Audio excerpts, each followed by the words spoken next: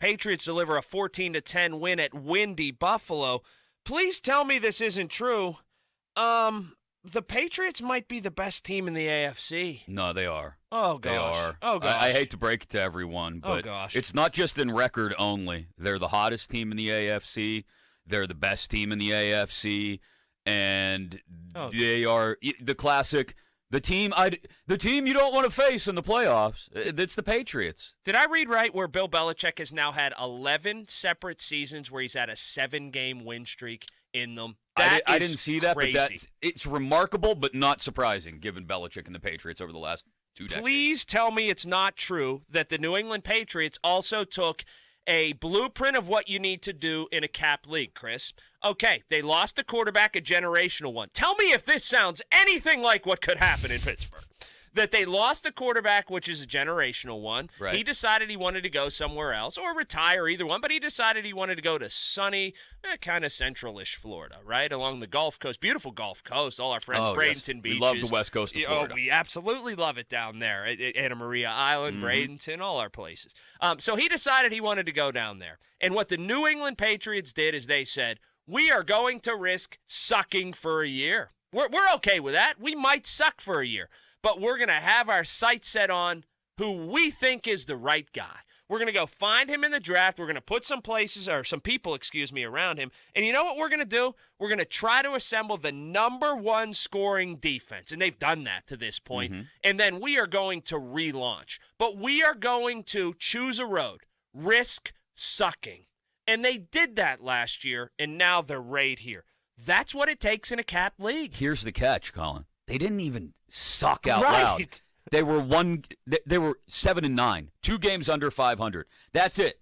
That's the first losing season that Bill Belichick had in New England. Sound familiar to someone else we know who doesn't like to have losing seasons and has never had one? They had one losing season. It got them in position, to your point, to right the ship, and here they are, 8-4. Best record in the AFC, and they are the team in the AFC now. And it's because I know he cheated. He cheated his ass off for years, but Belichick is the reason. Please tell me this isn't true, but the New England Patriots are the best team in the AFC. I mean, it is, and it's happening right before our eyes. One more clip. Mr. Mac Jones, who I think has already gone to not just undergrad, but he got his post-grad degree and his law degree from the Belichick School of Dealing with the Media.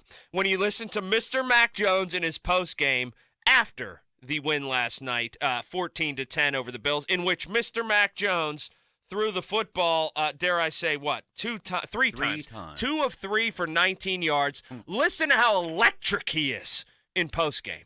I mean, I'm just trying to win, so it was good that we scored more than the other team, and we did a great job on offense. Josh just staying calm and just calling the plays that he knew that would work, and it took all 11 guys, and it doesn't matter how many times you run it or throw it, as long as we win, everyone's going to be happy. Electricity. Yes. Electricity from Mac, right? I mean, wow. Maction from that guy. So much. But please tell me this isn't true, that watching that game, there were actually, and there were Twitter threads about this, people who didn't like that atmosphere. There were far more people than I anticipated. How could you not love the bare elements of football? People want to go dome only or want to control. That's not how the game works now. You got to throw the ball all over the place. No, that's football at its purest, really. I mean, that's football before the forward pass almost. That's the point we got to last night. And look, this is how you keep it from becoming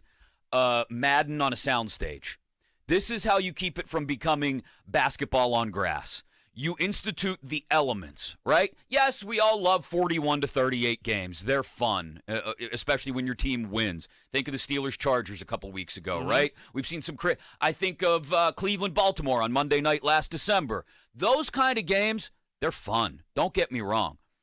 But when you want to find out who the better team is, and it's why I reassert that New England's the best team in the AFC this morning, you want to find out who the better team is from guy 53 on the roster all the way up through the starting quarterback to the head coach and the entire staff. Introduce the elements and see which team handles them better. I go here with it. I go what used to be 16, now 17, which will be 18 soon enough.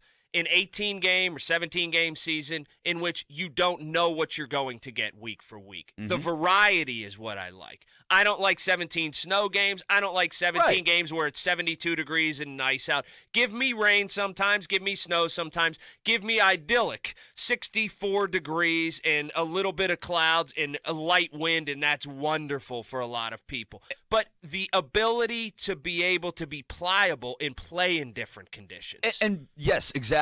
Be able to adjust. I think back to the game. The Steelers played a game in the Meadowlands. I want to say it was, over 10 years ago.